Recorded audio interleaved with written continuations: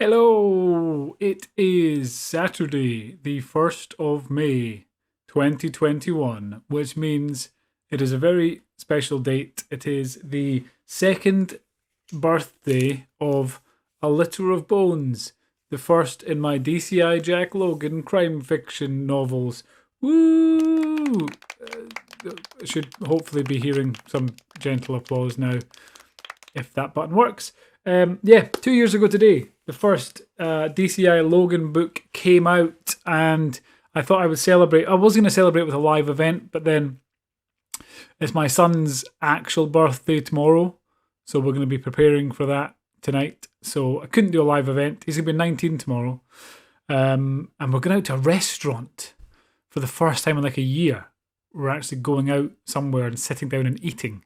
People will bring us food. It's crazy. It's a crazy concept. I hope it catches on. But yeah, doing that tomorrow, slightly nervous about it because, I haven't done it in a while and there's still a virus doing the rounds. But looking forward to it, but really excited about it at the same time. So he's 19 tomorrow. I'm still 40 odds today, 43, something like that. But A Litter of Bones is 2 years old. It has become a toddler. It has entered the terrible twos. Just shortly before book 11. Yep, book 11 comes out. That comes out on May the 6th. So 5 days from now. Also the day of the Scottish elections, the Holyrood elections. So, don't forget to go out and vote. It's very important if you live in Scotland. I think it's local elections in England as well. Possibly. Don't quote me on that. But I think it is something going on. Something political is happening anyway. I actually bought myself a fancy new camera in preparation for this, like Ultra HD camera, and then I put it on and I saw myself in Ultra HD and I immediately decided that I'm returning that camera and never want to use anything like that again, especially as I've got a big spot on my chin and it highlighted that. It was like an extra face. So yeah, I looked like an old man, whereas with this slightly softer focus of a 720p camera, that's fine. I can deal with that. But anyway, what have I been up to? The point of this is I'm going to answer some questions in a minute. Members of the JD Kirk VIP Club, an email newsletter thing, which is free to join. I'll put a link below. Sent in some questions for me to answer. I'm going to answer those. Before that, though, I thought I'd do a little quick summary of what I've been up to. As I said, the 11th DCI Logan novel, An Isolated Incident, is published in 5 days' time. Looking forward to you reading that one. I have also pretty much now finished writing the first in the Hoon spin-off novels. There are 3 in that series. The first one is now, I would say, 99% done.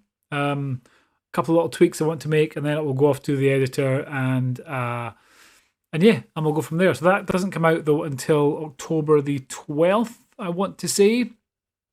I want to say it because it's correct. It is October the 12th. So that comes out then. Really looking forward to reading that. That has been an interesting challenge. It's been something new, but also something old.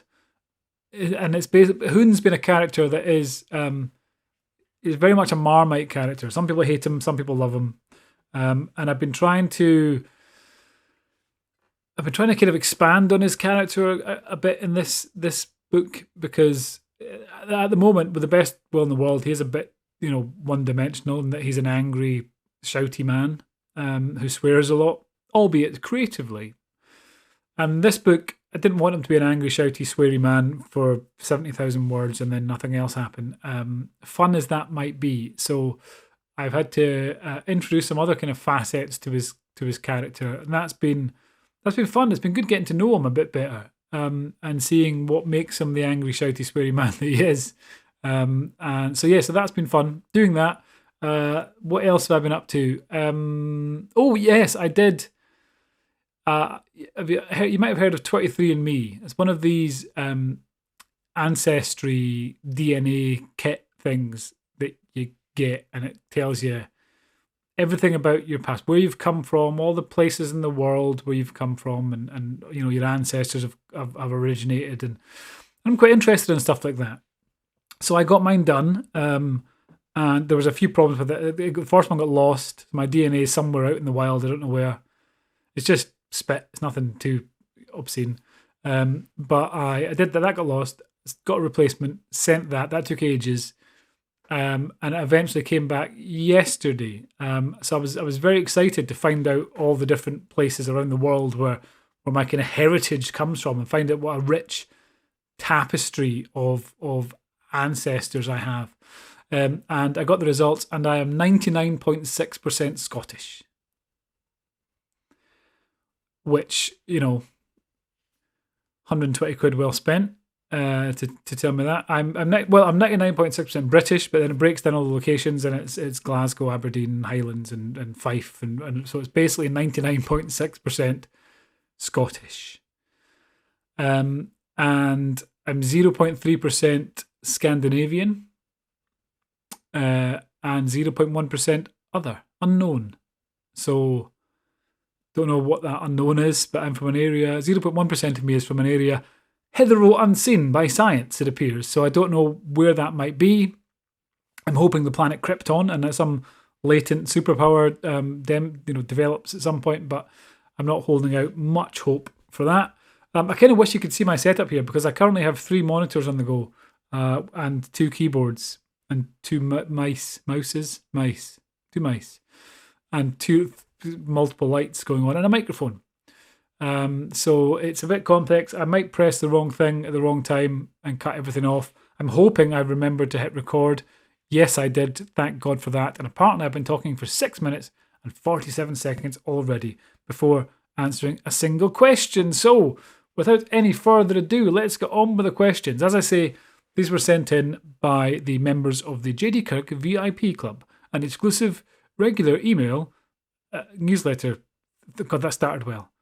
It's basically I email people some free stuff regularly. So I do some short stories, access to an image gallery, and just general updates that I don't really share anywhere else necessarily. So like I say, link below. If you join the VIP club, and you will be able to get access to all that stuff. Okay, cool. Questions. Here we go. First question is, I should mention, by the way, I got my son to compile all these questions, to go through the emails that I got, and to take out the questions and to put them into a spreadsheet for me so I could find them easily. He's taken a unique approach to it. Some bits just seem to be taken from halfway through the question. I don't know why that is. I'm not going to judge. But I'll do my best to answer all the questions that I can in the time available, which is infinity hours. So that's fine. Sharon from Glasgow asks, how did you come up with the names for the characters? Apparently Sharon's children are called Logan and Tyler. What are the chances of that? I did not base the characters on your children, Sharon, if that's what you're worried about. I didn't know you had children called Logan and Tyler. So well done. Unless you've named them after the characters, of course. That'd be pretty cool, but I doubt it. So where's I come up with the names? I don't know, just my mind. I never, names... I either hit a name straight away. Logan, I think, came from the fact that I'm a big fan of Wolverine from the X-Men, and I like that. I kind of wish I hadn't called him Logan, because I then found out that Stuart McBride has a detective called Logan McRae. Is that what it's called? Logan something. So I kind of wish that I hadn't called him Logan and called him something else to avoid confusion, but too late for that, unfortunately. So that probably came from Wolverine, whose real name is Logan. But other than that, I don't know. The rest I just kind of pluck out of somewhere, and they have to fit. I think like Ben Ford, his name fits him. Tyler's name fits him. So I don't know. It's kind of a feeling, really. For minor characters, I've sometimes found myself just going to random name generators on the internet, because I think we all probably have a habit. We've probably got like 20 or 30 names that we will, if we have to think of a random name, it will be a name from that 20 to 30 names. So to try and diversify a bit, I have turned occasionally to random name generators on the internet. Which reminds me, actually, I'm thinking of putting together a Hoon random swear generator, which will, or random insult generator, which will create Hoon-like insults to hurl at people. So stay tuned for that. Bernadette. Hello, Bernadette. I'm addicted to the books on audiobook format, as I love how well Angus King portrays the characters. When will the new one be available, please? Angus is recording the new book now, An Isolated Incident, and it should be out soon. So yeah, that's been recorded. I'm expecting it to be available by the end of May at the latest, is what I'm hoping for anyway. George Carmichael, will you be doing more Space Team books? In an ideal world, yes, I'll do lots of Space Team books. We've got a Space Team comic in production at the moment. The problem is, from a business perspective, it's really hard at the moment to justify writing Space Team books, because obviously I have a limited amount of hours in the day and a limited amount of fingers with which to type.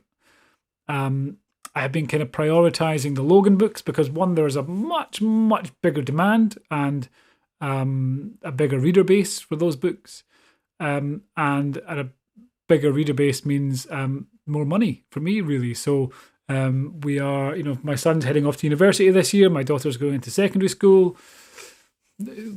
Life is expensive. We've also just set up a kind of like a charitable trust we're doing.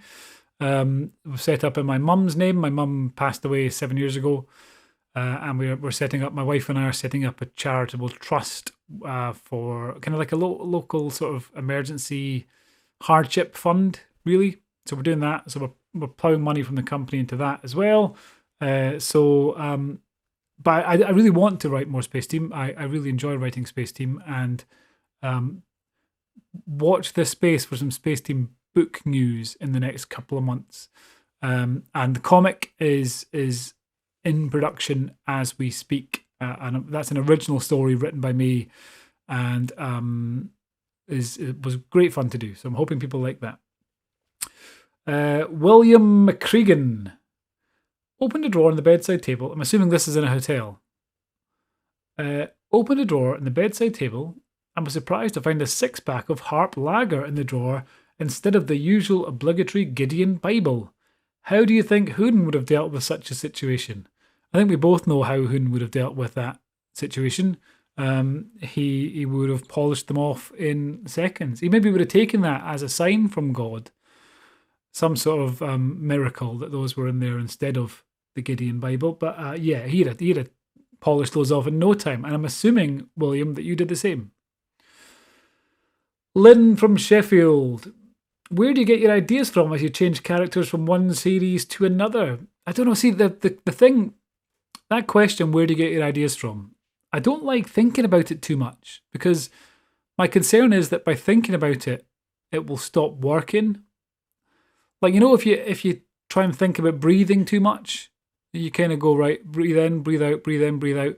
And then something happens that you kind of go, I can't remember how to breathe on my own without doing this. And I'm not getting enough breath and all that stuff. I think that's what coming up with ideas is a bit like for me. And I think if I analyze it too much, it will break whatever muscle it is that does that. So I don't know. Don't know where they come from, really. Just my head. Hope that answers your question, Lynn from Sheffield. Jan from Fareham. Would like to know if the character of Logan is based on anyone you know.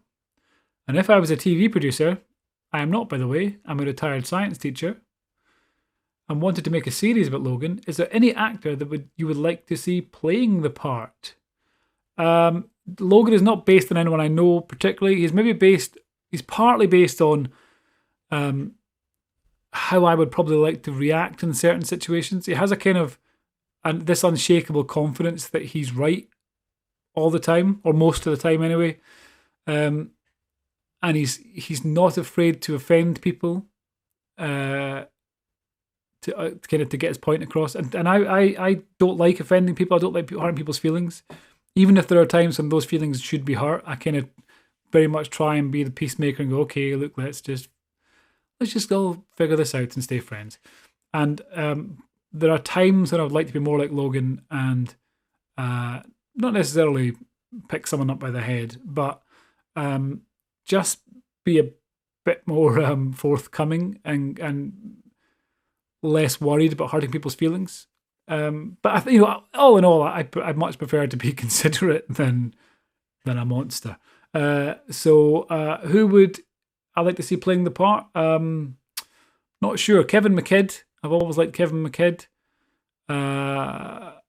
There's also the big, whose name escapes me at the moment, the big giant fella that was in, I think it's like 6'5", and he was in Game of Thrones, and he was in the porridge adverts, and his name's just not coming to me at the moment. But him, that guy, he'd be good.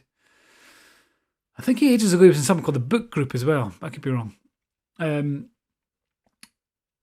Christy from Cheyenne. Do you do an outline of your book before you do the actual writing? That very much depends on the book, Christy from Cheyenne. For the Hoon book, for the first time, I think ever, I literally plotted it scene by scene. Everything that happens in it was plotted out in advance. And so far, at 99% of the way through, it basically stuck to that, with just a couple of slight deviations, usually location. So something that was supposed to happen in one location actually happened in a different location, but the actual scene was the same. So that book I really plotted, and partly that was because it was new, because it was something I hadn't done before, and I did the same with A Litter of Bones actually. So that was I planned that out in quite a lot of detail for the first book. Second book less so. And then going forward, kind of even less so, still just a few notes. And then I do have a whiteboard where I post up post-it notes, but they generally change quite a lot. It's kind of a brain dump of going, okay, these are the things I want to happen. This is the order I think it's going to happen in. But generally by the end of it, the story doesn't really resemble what is on that board. However, with Hoon, it 100% does, or 99% does so far. But let's assume I'm going to stick to it for the last 1% as well. So, yeah, sometimes I do, sometimes I don't. Just depends how I'm feeling, really. Stephen Fletcher from Bolton upon Dern, South Yorkshire. Do you have a favourite travel destination in Scotland that you enjoy visiting regularly? And 2, is there a destination in Scotland that you haven't visited yet but would like to visit? I've been pretty much all over most of Scotland. I've not been on every inch, but I've been to most parts of Scotland. I love Orkney. I did a couple of book tours in Orkney when I was writing children's books. I would go around to different schools and do talks to the kids about writing and all that stuff. And that was always amazing. Got on the little shortest flight in the world. You're in the air for about a minute. So that was good. And yeah, so I love Orkney. Orkney's a stunning place. And I think I've been most other places. The places that I haven't been are not places I would particularly want to go, I think. So, yeah. Diana, when will the audiobook of Isolated Incident be available? As I said to, who asked it? Bernadette. It will be out towards the end of May. Deborah from Memphis, Tennessee. That's a long way away. Did you write all these books in 1 year? Or is that just the publication schedule? I'm not complaining, as I could read them all quickly, but just curious. Yeah, I don't write the books and then hold them back. I can write them and then they come out, and then by the time an Isolated Incident comes out, I will have written I've written the Hoon book, but that doesn't come out till October. So I still now have to write the next book, which I can reveal here is called Colder Than the Grave and comes out on August 17th, available to pre-order now from Amazon. I haven't written that one yet, and that comes out in August. But I write a book in about a month from kind of start to finish. Well, I spent about 2 weeks planning to some... Oh, no, that's not true. I spent about a week resting after a book and catching up on all the other stuff I need to do. Then I spent about a week planning in some sort of detail, and then I write it in about a month. That's generally how it works. So yeah, I don't have a big stock of books I'm waiting to publish. I just write them and get them out quickly. And that's the joy I found of setting up my own publishing imprint. Prior to that, I'd write a book, send it to a publisher, and it could come out 2 years, 3 years down the line. So you don't have that wait. As an author, when you write a book, you're excited for people to see it. So for a publisher to go, great, we're publishing this in 2 years is kind of soul destroying. So setting my own publication schedule has been amazing. So Keith in France, what are you saying? Female police procedurals are generally much more engaging. Male writers, with the exception of your good self, and certainly Peter Robinson, seem at best ordinary, and in some cases simply bad. What do you think? Goodness me, Keith, that's harsh. I think I read multiple female crime authors, multiple male crime authors I've read, and I don't think one's necessarily any better or worse than the other. I think there are great examples of both and probably quite poor examples of both. But I don't think gender necessarily has anything to do with it. It's probably just personal taste. So, but I've never read Peter Robinson. So now you've mentioned him, I must check him out. John, just simply John. Don't know where you're from, John. You've asked, how much time do you spend writing each day? Generally, I come in. My plan previously, what I used to do was kind of come in to the office about 7 o'clock, up, walk the dog, come into the office at 7, work through till about 11 writing, and then do a couple hours of admin after that. But my wife has torn the rotator cuff in her shoulder and can't drive at the moment, so I work from home until about 10 to 8, take the dog out for a walk then take my daughter to school, and then come back into the office and then write from 9 through to 11. So roughly about 3 hours a day, just under 3 hours a day I'm writing at the moment, which isn't much really when I think about it, although I wrote more today. Today I wrote through to about 1 o'clock. So I'm quite lazy really when I think about it. When you made me spell it out like that, John, I feel quite guilty. Mary Kerr.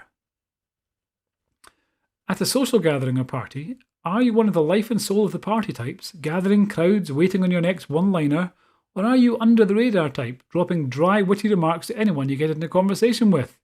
You make the assumption that I would be at a social gathering, which is generally quite unlikely. I definitely not life and soul of the party type. I will generally find someone else who hates being at that party and will sit with them criticising the party until it is safe to go home. That's basically my social gathering event. Unless I'm with a group of friends. God, the screen's going dark. If I'm with a group of friends, then yeah, we'll just sit and talk. I don't think it's that thing in a group of friends where nobody is funnier or anything than anyone else. It's just conversation just flows nicely. But I rarely go to parties unless I can absolutely avoid it. No, unless I absolutely have to. If I can avoid it, I don't go. If I have to, then I reluctantly do and complain. Maggie from Johnston in Renfrewshire. How much of you is in DCI Logan? Are there traits of his that we would see in you? Is Hoon a clone of you? I certainly hope not. Hoon is a monster, really.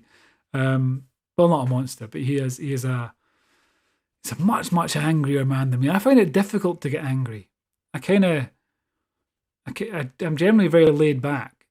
So I think Hoon is almost the opposite of me, in that he gets angry very quickly and very forcibly makes his point, and he kind of revels in making people feel bad about themselves, and I would say I'm directly the opposite to that. There is some more of me in Logan, and vice versa, but we're still very different, as I mentioned earlier. Susan Farris from Lossiemouth. Any news regarding a television series? No, none whatsoever, I'm afraid. But you never know. Keep watching this space, and we shall see. Marco in Eastbourne. Did you do any research on police procedure before writing A Litter of Bones, or did you wing it?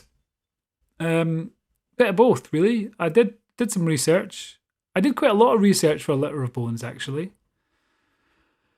And then just decided not to use most of it. I decided it's boring. If you're going to be really accurate to a police investigation, it's deathly dull.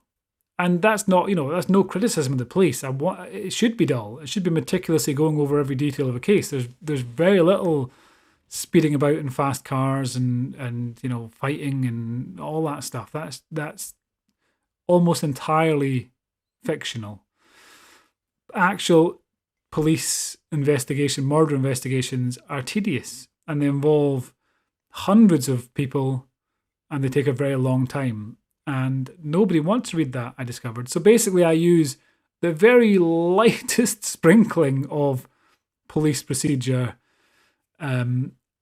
and hopefully that's enough to make it feel vaguely convincing. I always say that. I always say that it's never going to stand up to scrutiny. And I've had maybe a dozen emails from police officers who say this is the most convincing crime fiction I've ever read. And I have no idea why. I don't know if I've somehow guessed all of Police Scotland procedure. I doubt that. I think maybe they mean the kind of relationship stuff, the kind of dark humour which goes on. Because I can't imagine that procedurally it's more accurate than any other crime fiction. I mean, that would shock me. Margaret Chalmers. Why did you swamp romps in outer space for yomping over the wet, wild Scottish Highlands with a huge, big, lovable bear of a policeman and his motley crew? My intention wasn't to swap. My intention was to go, I'm going to write this one crime book and see what happens, almost kind of scratching an itch. It started out selling the space stuff literally 20 to 1, 50 to 1, like a huge margin. So the kind of business part of my brain said, well, I'm enjoying writing the crime stuff and it's making more money. So I'm going to stick with that for a while. And I have. Where are we now? What made you decide to make the switch? First from young adult children's literature to science fiction and then again to crime novels. So yeah, that's just taken that. That's from Rick the French Moore. Well done, Rick the French Moore. I don't know how you got that nickname. Maybe you're French. Maybe you're the only French person. I don't know. But children's to science fiction. I was a children's author for 10 years. I was, in all honesty, getting a bit scunnered with the publishing industry, which was chucking loads of money at celebrities to write children's books. I was fortunate that I already had a foot in the door and I was still getting work and publishers were still publishing my books. But I was seeing a lot of really talented children's authors with kind of important voices that I felt that were underrepresented in children's publishing, were not getting publishing deals in favour of more money being chucked at David fucking Williams or David Baddiel or Julian Clary or someone from McFly or whatever it was, Dermot O'Leary. I could go on and on and on. But yeah, so that kind of put me off. I was a bit scunnered by it. I wrote Space Team, the first book, I was asked to go into high school and talk about how kids could write their own books. And I had no idea. Well, I knew how kids could write their own books, but they asked how the kids could write and publish their own books. And I knew about the writing part, but I had no idea about the publishing part. So I published Space Team myself. I self-published it on Kindle. That immediately started outselling all my kids' books. And so I switched my focus to that. I had a few kids' books outstanding, and then I've since been kind of rejecting inquiries from publishers and focusing on my own stuff. For a while, I fully intended to go back to doing kids' stuff. Now, I genuinely don't think I could justify it.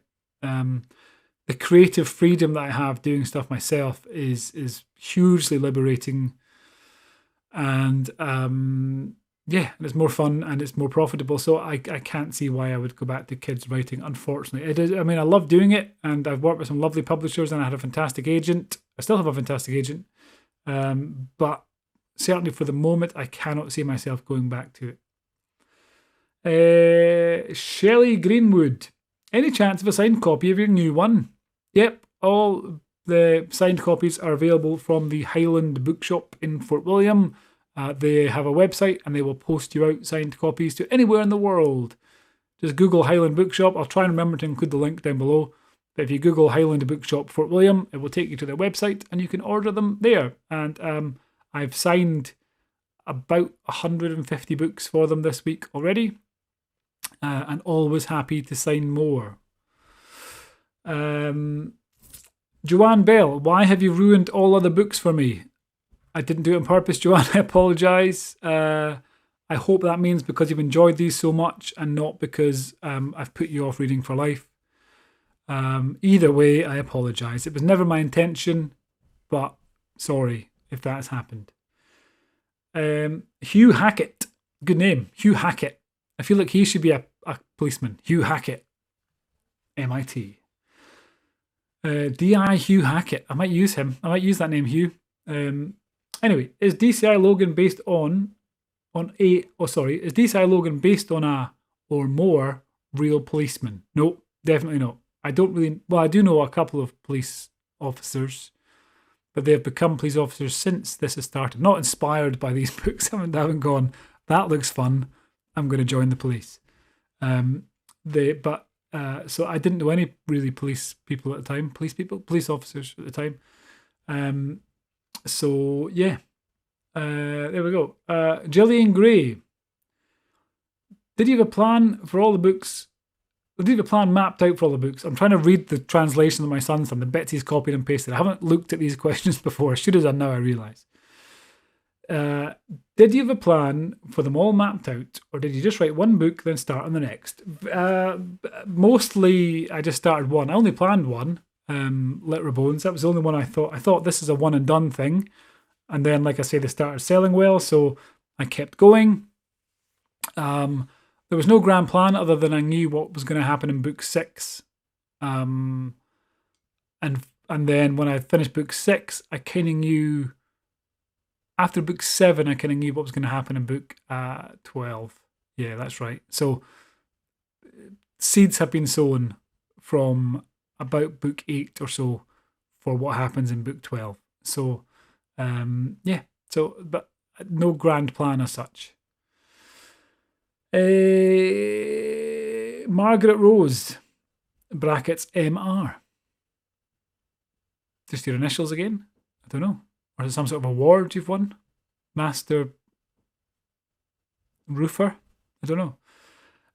Where did your whole cast of characters come from? How did they all emerge from your imaginative head? Just one at a time, really. I don't know. I didn't know who the team was, really, until in A Litter of Bones, Logan turns up at the station in Fort William, and he meets the kind of MIT, the Major Investigations Team, for the first time. He already knows Ben Ford, but that he meets the rest of them then for the first time, and that was kind of me meeting them for the first time as well.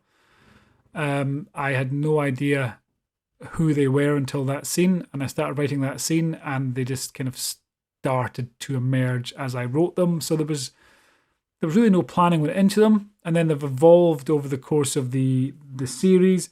So now I feel I know them really well. So now it's kind of, I don't have to think about what they would do in any given situation. I just kind of know what they would do. I know how they would react. So I suppose all the characters are kind of some facet of me somewhere. So yeah, I hope that answers the question. I forgot what the question was, but yeah, that looks pretty close. Carol Burnett. How do you stay focused when you are writing, especially with family distractions? I have a small office with no windows. That's how I stay focused. I come in here, I turn off the internet, and I write. And then I turn the internet back on, and I spend an hour on Facebook, and then I go back to writing again. So yeah, I just cut myself off. I found it very difficult working from home, which I did for many, many years, work from home. But it becomes difficult to separate work and home life. So some days I would get very little done because home life had crept in and taken over. And other days I would have no interaction with my family because I'd be working all the time. So having that that line between home and work makes it much easier to kind of balance those things. That work-life balance is much easier to maintain. So yeah, an office with no windows. That is my secret. Wendy asks, when are you going to squeeze in another Space Team book? Just watch this space for later this year. Next couple of months, I will have an update on something. That's all I'm telling you for now, though. And there's a comic, as I say, that's coming soon. Are you or will you be in discussion with Netflix or similar platform with a view to turning your books into a series? For the Logan books, it would be good. Don't get me wrong, I love it. There is one of my books is in very serious late stages of early development, let's call it, which is about as specific as I can be. One of my books has been picked up by a team of producers based in the United States. And I can't tell you much more than that. This is the kind of thing I've been going on about this for a while now. It's been, as everything does in the film industry, it takes an inordinate amount of time. This has actually been lightning fast, the way things have developed with this, compared to how most things develop. So, yeah, I can't tell you much more than that, but there is one of my books is currently looking promising for appearing on screen, shall we say. And I shall leave it there. Jeff, did he base Hoon on a living person? No, kind of covered that one off a little bit earlier. Not really. Just kind of bits of me. John from Birmingham, brackets UK, in case there was any confusion. What made you write crime in the first place and why the Highlands? Write crime, I didn't really set out to write crime. I never really read much crime fiction. I had an idea for a story in which a child goes missing and the kind of the consequences of that, and that's what became A Litter of Bones. Why the Highlands? Laziness. Absolute laziness, John. I knew if I set it somewhere else, I'd have to research. If I set it in the town where I live, I could just sort of go outside. And even then, I didn't really have to because I'd already been outside before and I knew where everything was. So laziness, that was all. That was the main reason for writing it in the Highlands, setting it in the Highlands. And but it's worked really well. But there are lots of people who are planning to come to the Highlands in order to kind of follow in Logan's footsteps. Not in solving murders, but in visiting the areas that he goes to. And I'm actually will soon be revealing, this is never revealed before, but I'll kind of tell you about it now, an interactive map which will take you around all the locations featured in the books. So you can see Fort William Police Station, you can go to JJ's and get a bacon roll. You can see the locations in Glencoe and Inverness and all across the Highlands. So that'll be coming soon. We're working on that at the moment, and that will be coming soon on my website at jdkirk.com. Stay tuned. Where are we now? Shawnee from Grand Junction, Colorado. Are one or any of the characters in A Litter of Bones series loosely based off people you might know? That's the first question. And the second, what is your favourite Scottish holiday tradition? The characters based on people I know, like probably not directly as I say, but probably like each character is probably an amalgamation of 100 different people I've met. I pay attention to people and how they speak and how they move, and so yeah, probably I couldn't identify any individual, nor can they, which is important for legal reasons. But yeah, every character I've ever written is probably an amalgamation of 1,000 people I've met before, and myself in there somewhere. Favorite Scottish holiday tradition? I don't know. What's my favorite? Eating, probably eating food. Yeah, I don't know. Any kind of celebration for me centres around food. I'll be honest. That's another thing that my 23andMe told me. I'm 99.6% Scottish, and I'm likely to be overweight. I'm genetically likely to be up to 7% heavier than someone else my height, which is good. I actually lost a little weight next year. If you've been following along, or lost it last year, not next year. Lost it last year as part of my notes from a Scottish author 100-day fitness challenge. That was actually a year ago in June. And I've managed to maintain mostly, but 4 pounds heavier than I was at my lowest point at the moment. But I'm aiming to bring that down by the 1st of June. So 1st of June is a year since I started losing weight. I've lost about 45, 46 pounds, I think, since then, about 3 stone something. So I've mostly managed to keep it off. So I'll do a recap on the 1st of June about that, and I will update with my then current weight.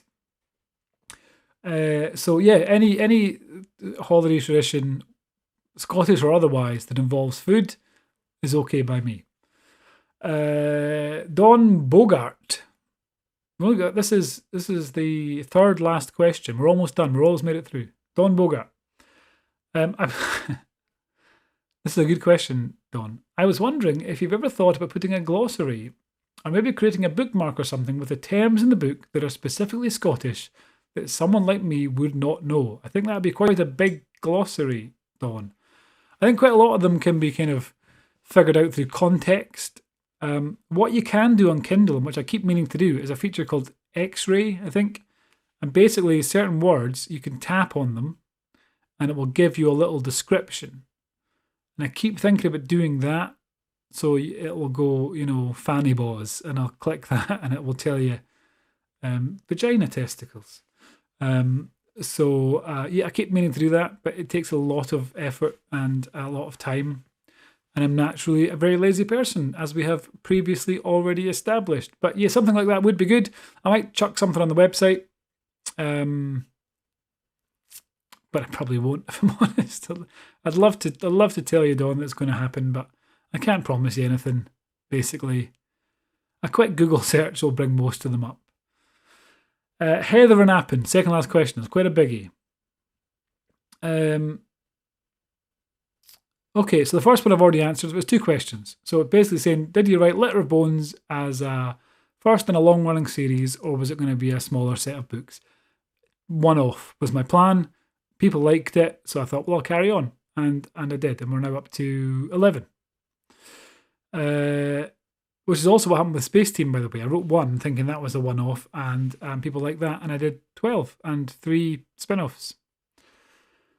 So second question, which of Logan's team do you think you'd get on best with? That is a very good question. I think probably Ben Ford. I don't think it would be possible to not get on with Ben Ford. I think everyone else would in some... Hamza is pretty inoffensive in terms of being annoying. Sinead, I don't think Sinead would annoy me that much. But I think Ben D.I. Ford, I don't think you would go far wrong with having him. Been stuck in a lift with any of them, I'd pick Ben Ford. As long as he'd been to the bathroom recently, because his bladder's not what it used to be. Diane from Virginia, USA. Final question. Which character in the series is most like your personality? I don't know. I'm not overly like any of them, but they are all definitely facets of me. I think my wife would probably say I'm most like Tyler, in that I'm incredibly annoying at points, often deliberately. Although he takes better care of his hair than I do, and generally his personal appearance. So possibly most like Tyler. I'm probably... I like to think I'm a bit more worldly wise than Tyler is, but probably him. Yeah, I think that's... Let's say Tyler, but marginally less annoying. So that's it. That is all the questions sent in by the JD Kirk VIP Club. Thank you very much for submitting a question. If you submitted one within the last couple of hours and I didn't get it, sorry. I'll do this again soon. We'll probably do it live next time and answer questions that way. But in the meantime, I'm going to go now because I've been talking for 45 minutes. Good grief. I'm going to go really hoping against hope that the microphone's working. I forgot to test that beforehand, which in hindsight I should have done. But assuming all works well, I'm going to go home now. I'm going to enjoy this greatest of celebrations, the birthday of A Litter of Bones. The cake shop next to my office opened again yesterday after being closed due to lockdown restrictions. And it was, I'm not going to exaggerate, but it was one of the happiest moments of my life to date. Walking past and seeing the lights on and the door open and a huge selection of cakes ready to be consumed. And then I remembered that I'm kind of trying to lose these 4 pounds that I've put on, 4 or 5 pounds. So I didn't eat one, and that was difficult. I'm not going to lie to you, that was difficult. But willpower is key. But by 1st of June, when I do my final kind of 1 year weigh-in, then I'm going to celebrate with a cake from the Wildflower Cakery, and I can't wait. But for now, I will go and enjoy what's left of my freezing cold tea. Yep, it's undrinkable now. And prepare for my son's birthday tomorrow and our meal in a restaurant. Can hardly believe it, and can hardly wait. Thank you very much for listening. Thanks for your questions, and thank you for all your support of the DCI Logan series over the past couple of years. And I hope you enjoy An Isolated Incident when it comes out in 5 days. Bye for now.